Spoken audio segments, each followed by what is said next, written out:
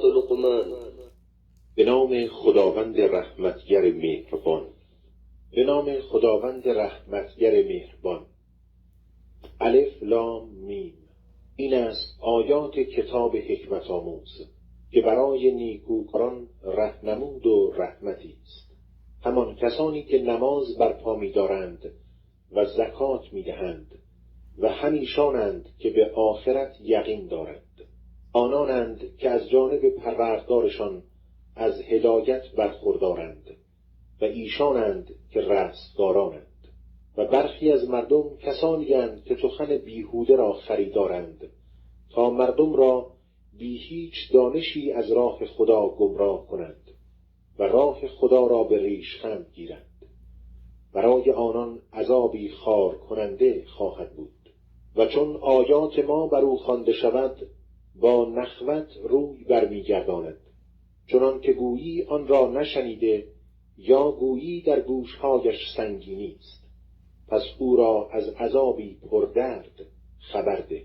در حقیقت کسانی که ایمان آورده و کارهای شایسته کردند باغهای پرنعمت خواهند داشت، در آن جاودان میمانند. وعده خداست که حق است و هموست شکست ناپذیر سنجیده کار. آسمانها را بی هیچ ستونی که آن را ببینید خلق کرد و در زمین کوههای استوار بیفکند تا مبادا زمین شما را بجنباند و در آن از هر گونه جنبنده‌ای پراکنده گردانید. و از آسمان آبی فرو فرستادیم و از هر نوع گیاه نیکو در آن رویانیدیم. خلق خداست. اینک به من نشان دهید کسانی که غیر از اویند چه آفریدند؟ هیچ، بلکه ستمگران در گمراهی آشکارند. و به راستی لقمان را حکمت دادیم که خدا را سپاس بگذار و هر که سپاس بگذارد تنها برای خود سپاس می‌گذارد و هر کس کفران کند در حقیقت خدا بی نیاز ستوده است. و یاد کن هنگامی را که لقمان به پسر خویش در حالی که وی او را اندرز می‌داد گفت: ای پسرک من، به خدا شرک میاور که به راستی شرک ستمی بزرگ است. و انسان را درباره پدر و مادرش سفارش کردیم و مادرش به او باردار شد، سستی بر روی سستی، و از شیر باز گرفتنش در 2 سال است. آری به او سفارش کردیم که شکرگزار من و پدر و مادرت باش که بازگشت همه به سوی من است.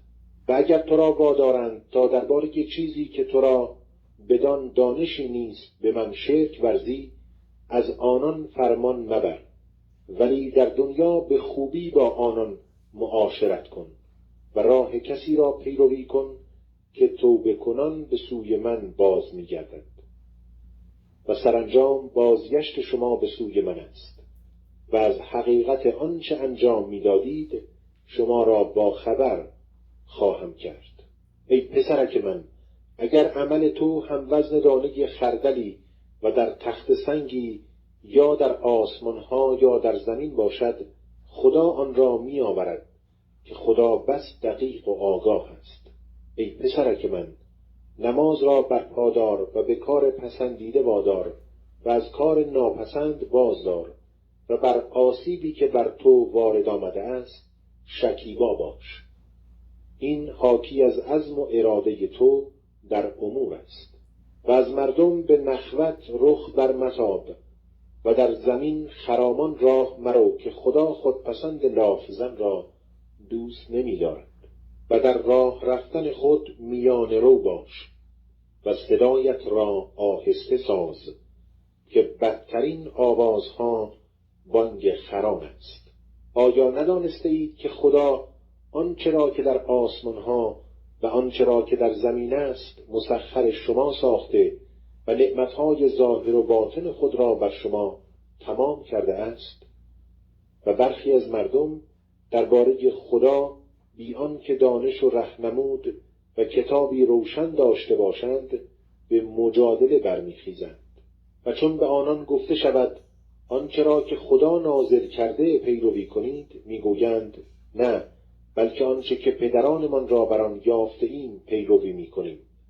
آیا هرچند شیطان آنان را به سوی عذاب سوزان فرا خواند و هر کس خود را در حالی که نیکوکار باشد تسلیم خدا کند، قطعاً در ریسمان استوارتری چنگ در زده و فرجام کارها به سوی خداست. و هر کس کفر ورزد نباید کفر او تو را غمگین گرداند. بازگشتشان به سوی ماست و به حقیقت آنچه کرده اند آگاهشان خواهیم کرد. در حقیقت خدا به راز دلها داناست. ما آنان را اندکی برخوردار می سازیم، سپس ایشان را در عذابی پرفشار درمانده می کنیم. اگر از آنها بپرسی چه کسی آسمانها و زمین را آفریده است، مسلماً خواهند گفت خدا. بگو ستایش از آن خداست، ولی بیشترشان نمی دانند. آنچه در آسمانها و زمین است از آن خداست. در حقیقت خدا همان بی‌نیاز ستود صفات است. و اگر آنچه درخت در زمین است قلم باشد و دریا را 7 دریای دیگر به یاری آید، سخنان خدا پایان نپذیرد. قطعاً خداست که شکست ناپذیر حکیم است. آفرینش و برانگیختن شما در نزد ما جز مانند آفرینش یک تن نیست که خدا شنوای بیناست. آیا ندیده ای که خدا شب را در روز در می آورد و روز را نیز در شب در می آورد و آفتاب و ماه را تسخیر کرده است که هر یک تا وقت معلومی روانند و نیز خدا به آنچه می کنید آگاه است؟ اینها همه دلیل آن است که خدا خود حق است و غیر از او هر چه را که می‌خوانند باطل است و خدا همان بلند مرتبه بزرگ است. آیا ندیده ای که کشتی‌ها به نعمت خدا در دریا روان می‌گردند تا برخی از نشانه‌های قدرت خود را به شما بنمایانند؟ قطعاً در این قدرت نمایی برای هر شکیبای سپاسگزاری نشانه هاست. و چون موجی کوه آسا آنان را فراگیرد، خدا را بخوانند و اعتقاد خود را برای او خالص گردانند. ولی چون نجاتشان داد و به خشکی رساند، برخی از آنان میانه رو هستند و نشانه های ما را جز هر خائن ناسپاسگزاری انکار نمی کند. ای مردم، از پروردگارتان پروا بدارید و بترسید از روزی که هیچ پدری به کار فرزندش نمی آید و هیچ فرزندی نیز به کار پدرش نخواهد آمد. آری وعده خدا حق است. زنهار تا این زندگی دنیا شما را نفریبد و زنهار تا شیطان شما را مغرور نسازد. در حقیقت خداست که علم به قیامت نزد اوست و باران را فرو می‌فرستد و آنچه را که در رحم هاست می‌داند و کسی نمی‌داند فردا چه به دست می‌آورد و کسی نمی‌داند در کدامین سرزمین می‌میرد. در حقیقت خداست که دانای آگاه است. سورة السجده. به نام خداوند رحمتگر مهربان. به نام خداوند رحمتگر مهربان. الف لام میم. نازل شدن این کتاب که هیچ جای شک در آن نیست از طرف پروردگار جهانیان است. آیا میگویند آن را بربافته است؟ نه چنین است، بلکه آن حق و از جانب پروردگار توست، تا مردمی را که پیش از تو بیننده‌ای برای آنان نیامده است هشدار دهی، امید که راه یابند. خدا کسی است که آسمان‌ها و زمین و آنچه را که میان آن دوست در 6 هنگام آفرید. آنگاه بر عرش قدرت استیلا یافت. برای شما غیر از او سرپرست و شفاعتگری نیست. آیا باز هم پند نمیگیرید؟ کار جهان را از آسمان گرفته تا زمین اداره می کند. آنگاه نتیجه و گزارش آن در روزی که مقدارش آنچنان که شما آدمیان برمی شمارید 1000 سال است به سوی او بالا می رود. اوست دانای نهان آشکار که شکوهمند مهربان است. همان کسی که هر چیزی را که آفریده است نیکو آفریده و آفرینش انسان را از گل آغاز کرد. سپس تداوم نسل او را از چکیده آبی پست مقرر فرمود. آنگاه او را درست اندام کرد و از روح خیش در او دمید و برای شما گوش و دیدگان و دلها قرار داد. چه اندک سپاس می‌گزارید. و گفتند آیا وقتی در دل زمین گم شدیم آیا باز ما در خلقت جدیدی خواهیم بود؟ نه، بلکه آنها به لقای پروردگارشان و حضور او کافرند. بگو فرشته مرگی که بر شما گمارده شده جانتان را می ستاند. آنگاه به سوی پروردگارتان بازگردانیده می شوید.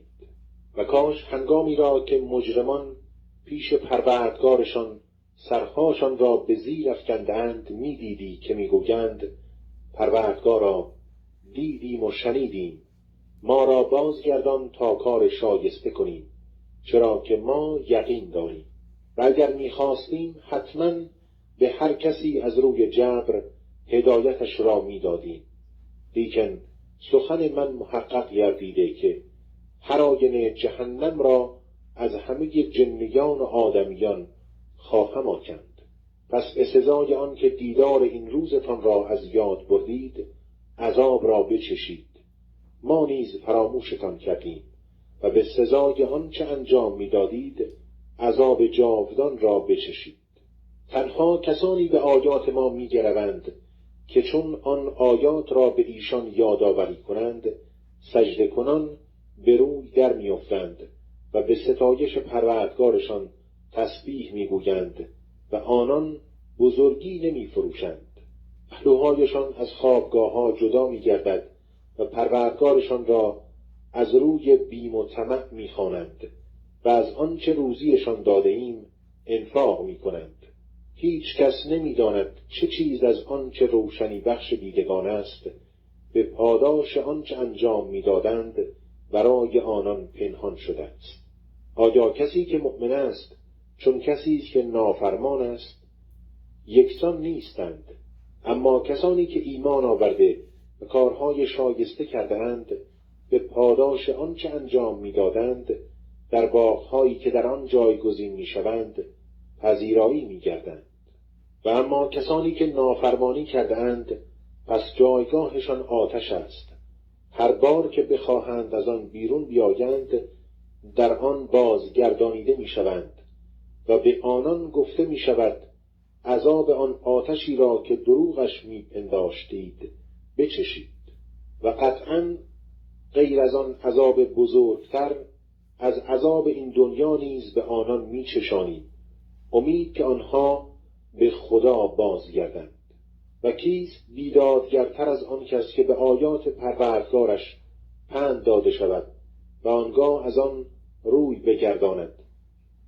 قطعاً ما از مجرمان انتقام کشنده ایم و به راستی ما به موسی کتاب دادیم، پس در لقای او با خدا تردید مکن و آن کتاب را برای فرزندان اسرائیل مایه هدایت قرار دادیم.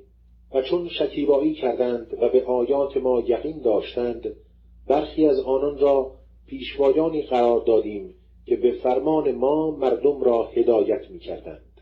در حقیقت پروردگار تو خود روز قیامت در آنچه با یکدیگر درباره آن اختلاف می‌نمودند میانشان داوری خواهد کرد.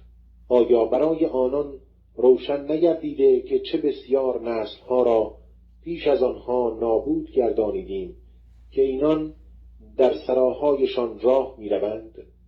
قطعاً در این امر عبرت هاست، مگر نمی‌شنوند؟ آیا ننگریستند که ما باران را به سوی زمین بایر می‌رانیم و به وسیله آن کشته‌ای را برمی‌آوریم که دام‌هایشان و خودشان از آن می‌خورند؟ مگر نمی‌بینند و می‌پرسند اگر راست می‌گویید این پیروزی شما چه وقت است؟